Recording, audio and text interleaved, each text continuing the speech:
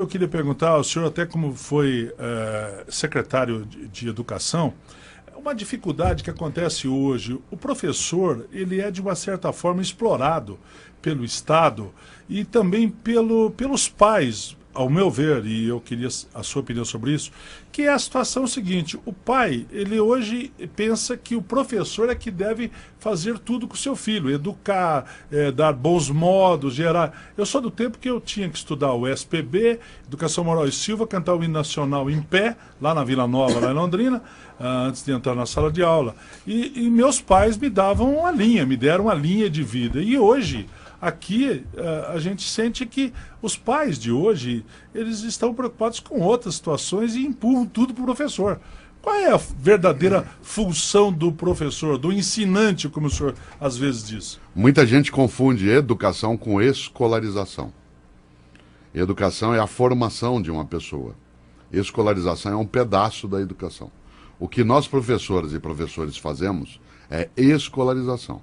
Outro dia, num debate, um pai me perguntava: professor, o que é que a família pode fazer para ajudar a escola na educação dos nossos filhos? E eu disse: olha, pai, há uma inversão na tua questão.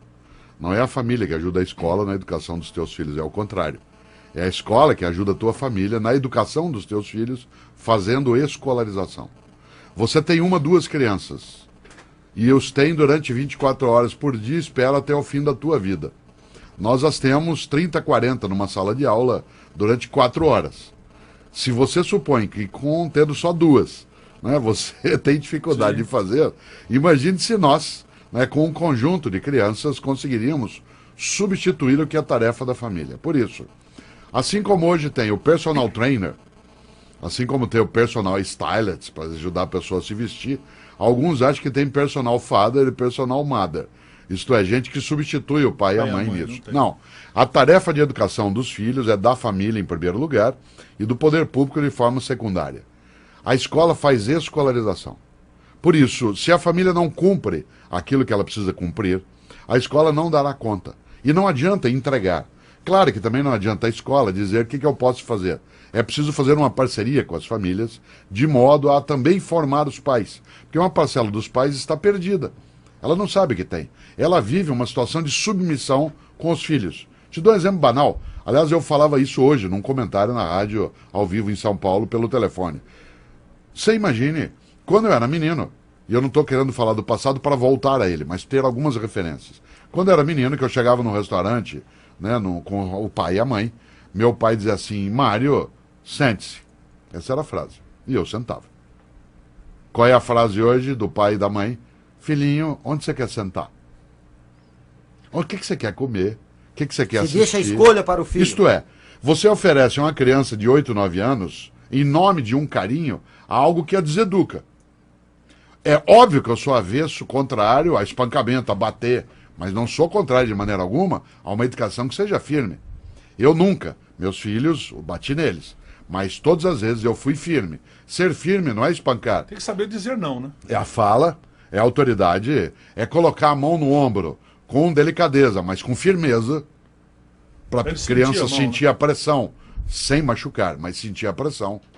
Isso significa que, pode parecer pouco, mas há uma diferença significativa de formação de um caráter, de uma criança de 10 anos de idade, por exemplo, de eu dizer a ela: sente-se, e dizer a ela: onde você quer sentar?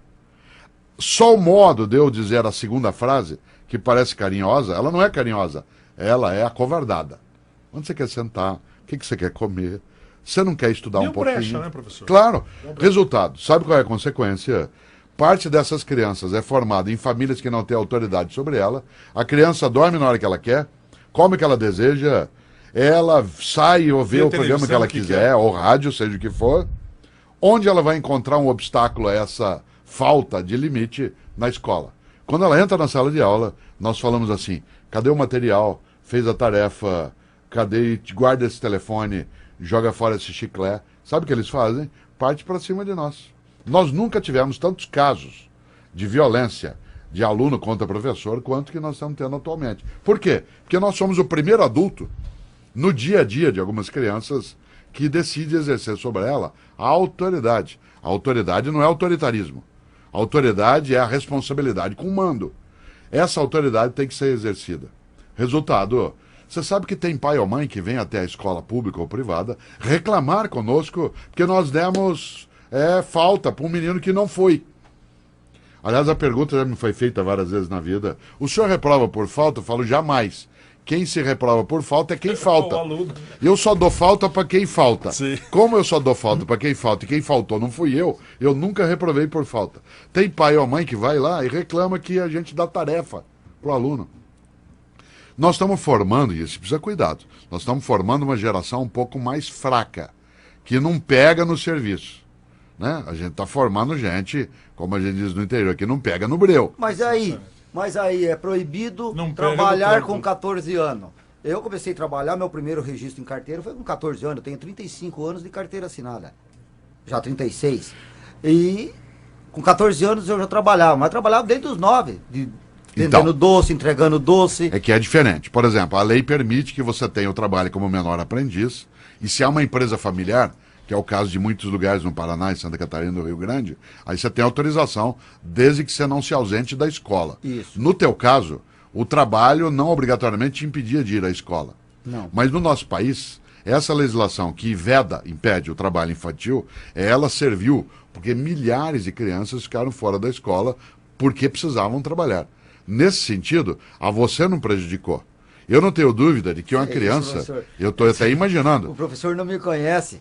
O Jorjão que fala que eu era metalúrgico há 9 anos atrás. Sim, o metalúrgico foi presidente da República no Brasil 2 vezes. É que às vezes a pessoa sai da metalúrgica, mas a metalúrgica não sai da pessoa. Ainda bem, ainda bem, porque a metalurgia é uma das áreas mais antigas e importantes da história. Professor, eu queria Professor, mas o que eu sempre ouço em relação a isso, por exemplo, é tipo assim, eu vou conversar com meus filhos e eu digo, olha, não é bem assim, meu pai me deu a primeira bicicleta, eu tinha lá 12 anos, meu primeiro carro foi assim, o meu...